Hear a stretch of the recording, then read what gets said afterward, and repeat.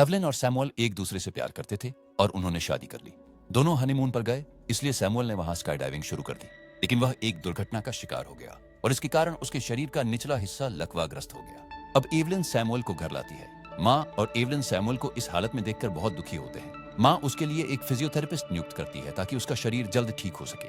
Paralysis के कारण Samuel अब रोमांस नहीं कर सकता, लेकिन एवलिन उसके पास आती है और उसे बहलाने की कोशिश करती है, लेकिन वह मना कर देता है। कृपया ऐसा मत करो। उसे यह कहते हुए शर्मिंदगी होती है कि वह रोमांस नहीं कर सकता। यह सुनकर एवलिन रुक जाती है और उदास हो जाती है और पियानो बजाने लगती है। लेकिन उनका नौकर मैसन बाहर से देख रहा था और उसे भी इसके बारे में सब पता चल गया। फिर अगले दिन सैमुअल ने एवलिन से कहा कि वह उनसे एक बच्चा चाहता है जिसे वह बहुत प्यार कर सके, लेकिन अब वह लकवाग्रस्त है, इसलिए वह यह सब नहीं कर सकता।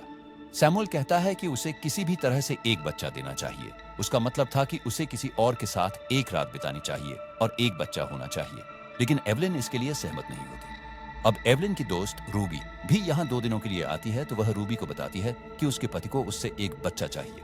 यह सब सुनकर वह मेसन की ओर इशारा करते हुए कहती है कि उसे उनके नौकर के साथ रोमांस करना चाहिए, क्योंकि वह हैंडसम और जवान भी दिखता है। लेकिन यहाँ एवलिन उसकी बात को मजाक के रूप में लेती है।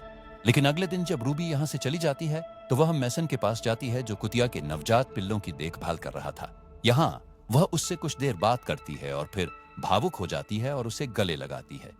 इसके बाद वह उसके साथ मेसन के कमरे में जाती है, जहां वह बहुत सारे नोट्स देखती है। उन्हें देखकर उसे बहुत अच्छा लगता है कि वह बहुत अच्छे विचार लिखता है। वह उसकी तरफ आकर्षित होने लगती है। इसके बाद अगले दिन वह मेसन के कमरे में आती है और उसे चूमने लगती है।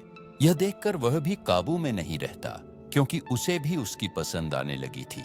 अब दोनों काफी समय तक रोमांस करते हैं, लेकिन इसके बाद इवलिन कहती है कि अब दोनों फिर कभी रोमांस नहीं करेंगे।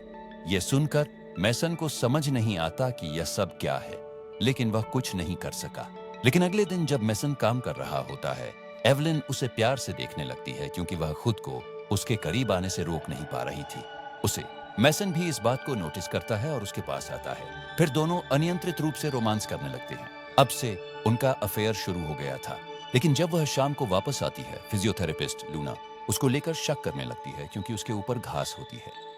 कपड़ों।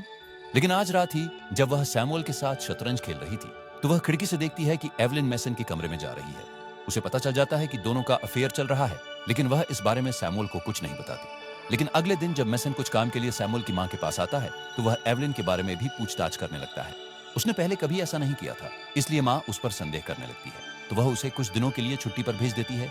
लेकिन जब एवलिन को इसके बारे में पता चलता है, तो वह एवलिन से पूछने लगती है। मां ने उसे भी बताया था, तो वह कहता है कि वह नहीं चाहता कि उसका एक रात का संबंध एक नौकर के साथ हो।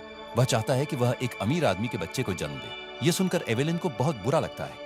इस पर जब आज रात मेसन उससे मिलने आता है, तो वे रोमांस करने लगते हैं। एवलिन कहती है कि वह उससे शादी करना चाहती है, लेकिन वह मना कर देता है और कहता है कि वह इस घर से धोखा नहीं कर सकता, क्योंकि उसके पिता भी यहाँ नौकर थे। अब लूना भी सैमुअल को एवलिन के अफेयर के बारे में बताती है। ये जानने के बाद सैमुअल बहुत गुस्सा हो जाता है और वह एवलिन के घर लौटने का इंतजार करने लगता है बाहर। अब मेसन यहाँ से दूसरे शहर जाने का फैसला करता है और वह यहाँ से अलविदा कहकर चला जाता है। माँ एवलिन को भी इसके बारे में पता चला, तो वह सैमुअल के पास आई और उसे सच बताया कि उसने मेसन से प्यार करना शुरू कर दिया है, इसलिए वह उससे शादी करना चाहती है।